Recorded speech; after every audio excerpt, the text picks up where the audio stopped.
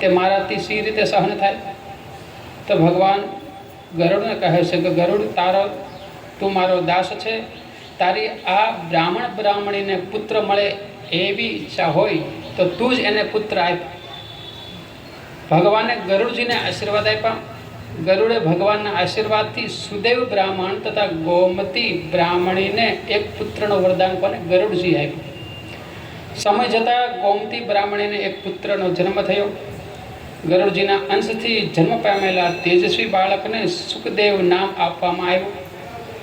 બંને પતિ પત્ની પુણ્ય કર્મો કર્યા કરતા અને બાળકમાં સદગુણો પ્રગટવા લાગ્યા. એનો વિકાસ થવા માંડ્યો. થોડા સમયમાં સુખદેવ બાળકે મહત્વનું શિક્ષણ પણ મેળવી લીધું. નાનપણથી જ બાળક સુખદેવ વૈદિક સંસ્કારથી પ્રકાશવા લાગ્યો. એક દિવસ દેવલ નામનો એક તપસ્વી બ્રાહ્મણ હતો. તે સામુદ્રિક શાસ્ત્રનો જાણનાર હતો.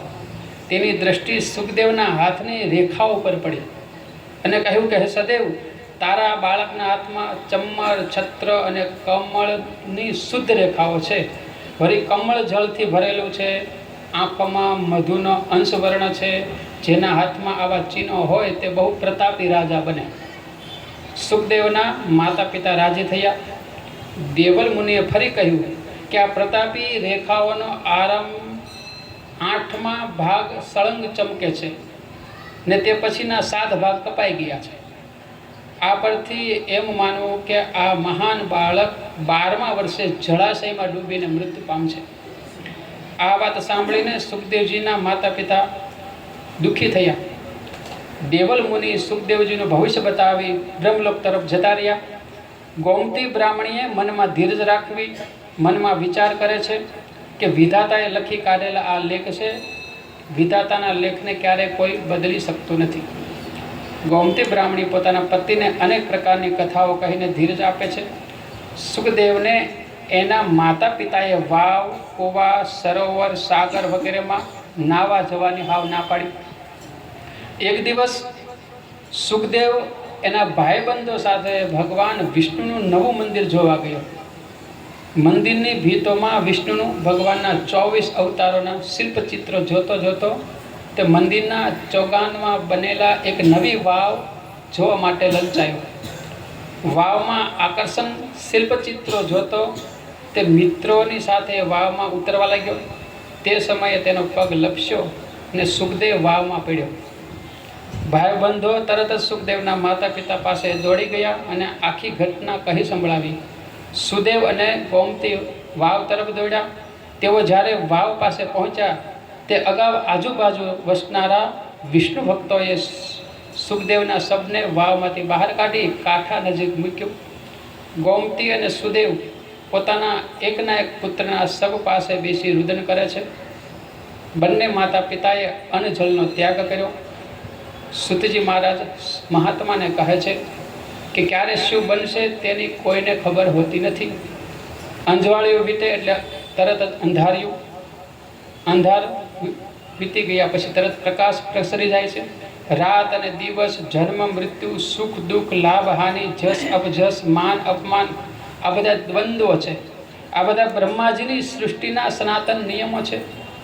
એક દિવસ રાત હોય તો તરત દિવસ, અને જન્મ હોય તો મૃત્યુ થાય, સુખ હોય તો દુઃખ આવે. આ બ્રહ્માજીના સૃષ્ટિના નિયમો છે. તેને કોઈ તોડી શકતું નથી. બ્રહ્માજીની જે સૃષ્ટિ છે એ ગુણ અને દોષમય છે. આ બ્રહ્માજીની સૃષ્ટિમાં કોઈ મનુષ્ય ક્યારેય પૂર્ણ સુખી નથી હોતું અને ક્યારેય કોઈ પૂર્ણ દુઃખી હોતું નથી. સુખ અને દુઃખ બંને અરસપરસ વારંવાર આવ્યા કરે. સુદેવ બ્રાહ્મણ અને ગોમતીના દિવસો કકળાટમાં જ વીતવા લાગ્યા. ઓચિંતો વરસાદ તૂટી પડ્યો. આ વરસાદથી કોઈ જાણકારો કહેતા કે આ વૈશાખ મહિનો શરૂ થઈ ગયો છે. ગ્રીષ્મ ઋતુમાં વરસાદ પડે તે સારું નહીં.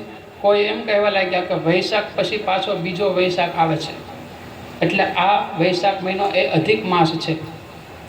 આ બધું સાંભળવા જેવી શક્તિ સુદેવને અને ગોમતીમાં રહી ન હતી, કેમ કે તેઓ તો ભૂખ જ વેઠી રહ્યા હતા. પતિ પત્નીએ આખોએ અધિક માસ પુત્ર પાછળ દુઃખી થઈને વિતાવ્યો.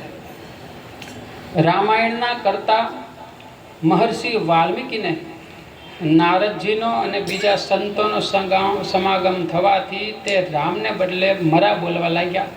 મરા શબ્દ આમ બોલનારની કુદરતી જ રામ રામ બોલી જવાય છે. રામ નામનો પ્રભાવ જેમ વાલ્મીકીજીને મહર્ષિ વાલ્મીકી બનાવ્યા અને સમર્થ નીવડ્યો, તે પ્રમાણે સુદેવ અને ગોમતીથી અધિક માસ થઈ જવાથી એ માસનું પૂર્ણ બળ એને પ્રાપ્ત થયું. વાદળના ગડગડાટ અને વરસાદની વચ્ચે સુદેવ અને ગોમતી ભૂખ્યા બેસી રહ્યા અને ભગવાન વિષ્ણુનું સ્મરણ કરી રહ્યા હતા.